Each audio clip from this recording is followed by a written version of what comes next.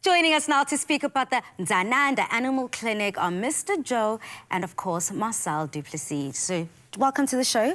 And, of course, we've got little Hope.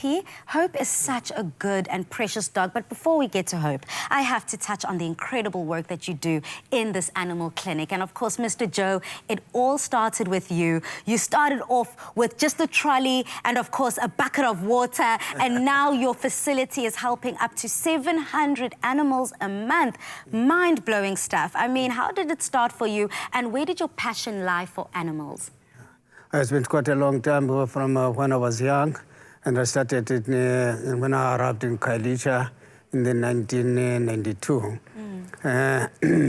In Kailicha, we had a problem with no animal clinic. We have to go as far as Grassy Park for the dogs. Then I started with the bath because I see it is quite a little bit to bath the animals, especially the dogs. Yeah, and then I started with the bath and a pagi dip.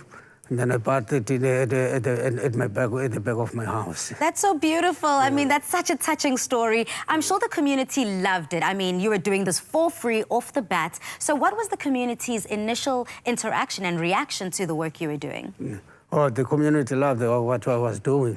Then they come in numbers and bath their dogs, especially when it is on Saturday, because all of them are there on Saturdays. That is a beautiful initiative, and of course that has grown in leaps and bounds. Marcel, you came through as well, and you are adding the love too in this community. What is the work that you do, and how did you add to the growth of this animal facility? So when Mr. Joe actually started, he got a shipping container donated, and it started off as a little clinic in the shipping container only once a week. And now it's a fully fledged hospital, open 6 days a week, essentially. And we just keep growing. So we have a hospital, a theatre, a stray adoption program, an animal ambulance, mobile clinics, the works. I love the fact that we are adding importance in our pets in these communities, because a lot of the time we forget that they are an extension of the family. They are fur babies. Absolutely. And they deserve to be taken care of. And you guys are doing that. And of course, I'm sure there's such inspiring, incredible stories that have come from the work that you do. So do you mind sharing some stories with us? Well, yeah, we've got some fascinating and beautiful ones. I think the one that comes to mind is of 2 little boys who actually went through the community and they saw 2 kittens just in the field lying there. And someone had dumped them, and these little boys went and picked up the kittens, hid them at home, and the next day brought them to Kailicha Animal Clinic. So to me, that just shows that the kids are starting to understand the importance of animals, and that is really growing, and that's fantastic. But of course, when we speak about these positive stories, it couldn't have come without challenges, difficulties. I mean, starting something this big and this powerful can't be easy. So what were some of the challenges you had to overcome along the way?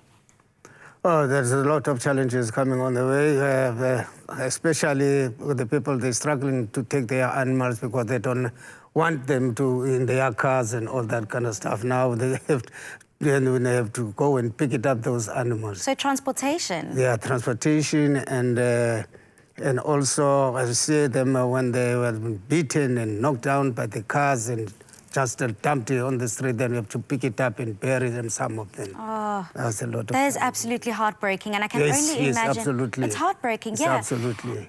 And I'm sure funds, money, financial implications in this whole project also, I'm sure, played a big role.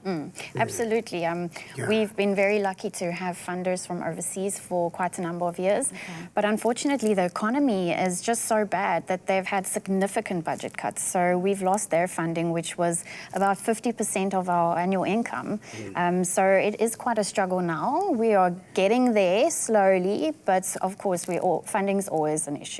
Yeah, and you can only do so much alone, so we definitely need everyone to get up and help where they can. And you've also brought a little fur baby, our little friend here.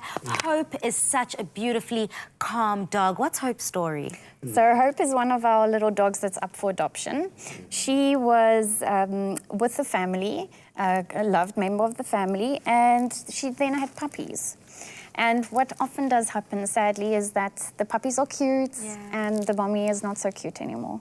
So Hope was brought to our clinic and handed over. So they kept the puppies, but they don't want her anymore. Oh, that is a very touching story. And if you feel as touched as I am today by seeing Hope and hearing the story of this animal clinic, please do, I urge you to go ahead and adopt a new pet, adopt a new member of the family. And if you want to know how to do that, head over to our Afternoon Express website and we'll have all those details. If you want to adopt Hope and your heart is just with her, this is how you can gift a loved one or yourself this February, it being Valentine's Day. Let's spread the love, whether it is with humans and of course with our little pets there. This is such a cute little dog. What more are you looking forward to heading into 2020? What goals do you have for the clinic? Well, Mr. Joe, I know his goal is to push education. That's it. The community is always needing more education. It's a vast, expanding community and very little knowledge of animals. Yeah. So it's getting better, but Mr. Joe wants to push more education. Yes, absolutely. And the people start loving the animals, especially the pets, the cats and dogs. Oh. I can just hear and see the passion when you speak about these animals. I see it in your eyes and I see it in the care of Hope. So I continuously celebrate people like you that are in the community, spreading knowledge and spreading that love. Again, head over to our social media, head over to our website if you want to find out more as to how to adopt a pet or, of course, how to help out, whether it's just volunteering. They definitely need all hands on deck. Now, after the break, we have our guests join us on the couch for some final thoughts. Don't miss out.